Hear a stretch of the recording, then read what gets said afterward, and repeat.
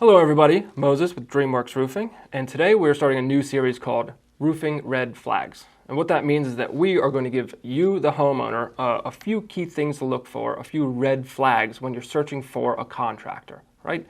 And on episode 1 today, we're going over Google reviews. Now, when you're searching for a roofing contractor, the first thing you're going to do is go into Google and search roofer near me. And you're going to see a slew of listings ranging from a few reviews to even thousands of reviews. The red flag here is perfect reviews across the board.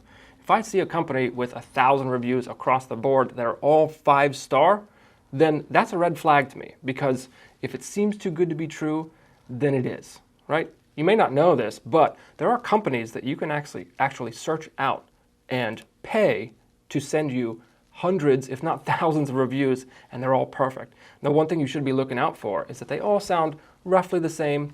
There's really no names dropped in any of those videos, and they just seem kind of generically crushed together. One review after another every day, consistently like clockwork, that sounds the same.